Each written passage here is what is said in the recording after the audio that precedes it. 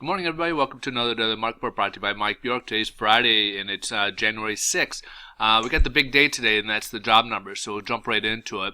We'll start with the non-farm payrolls for the month of December. So in November, we had a really good report, about 204,000 new jobs created.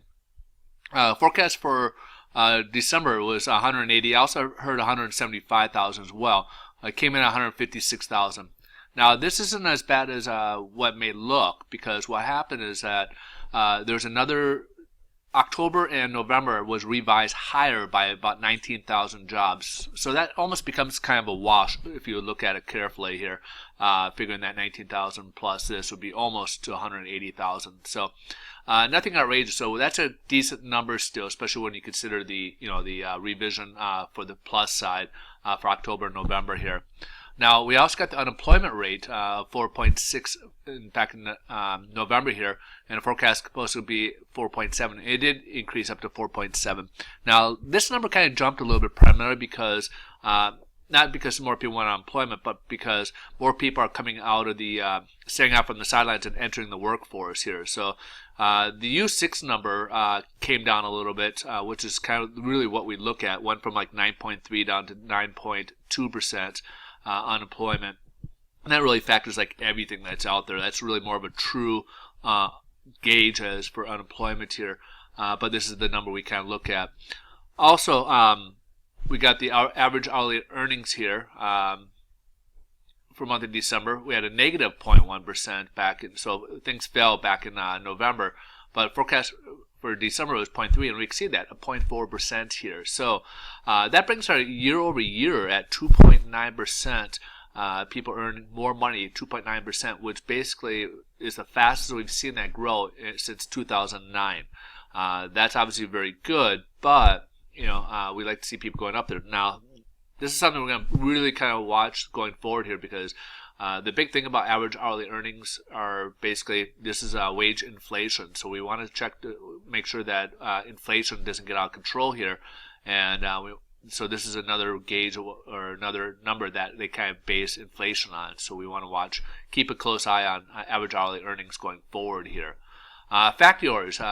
We had a nice number back in October, went up 2.7%. But forecast was supposed to fall 2.3%, and it fell a little bit further at 2.4% here. So obviously not too good numbers there for factory orders. But overall, a decent number, good job numbers. Unemployment rate, people are coming back into the workforce that were sitting on the sidelines is kind of what we're seeing here. People are getting paid more, which is always kind of nice, but we got to make sure that inflation doesn't go out of control. So that's something we got to keep our eye on here. So right now the market started off low. The Dow and everybody was down low earlier, but after they kind of digested the numbers, now it's starting to kind of creep up a little bit. So all three indexes are up now, not a lot, but up a little bbit so far this morning. We also got a few Fed speakers out today that are going to be speaking, which of course, anytime they say something that catches the investors' ears, that could be a potential market volatility today. So be prepared for possible market volatility while they're out there speaking.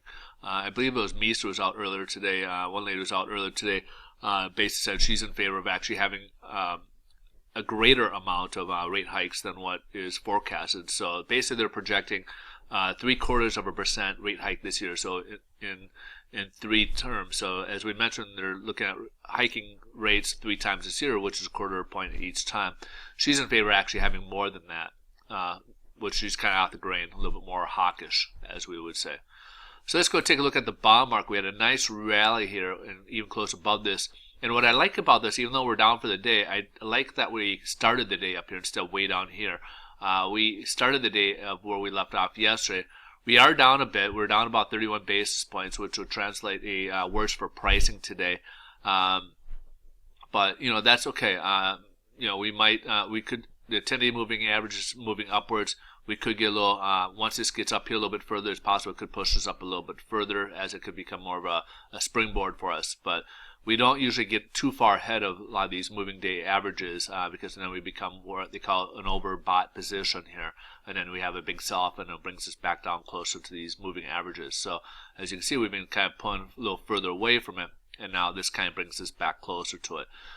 So this could be a good step for us long term here. But I do like to see us try to close, if possible, try to close above this second resistance line to show that this will hopefully be a strong floor versus a strong ceiling. So it doesn't push us down. It could have the opposite effect. It could push us further down here. So overall, I think unfortunately the rates are down today, but it could help us out a little bit for longer term here. All right, folks, you guys have a great day.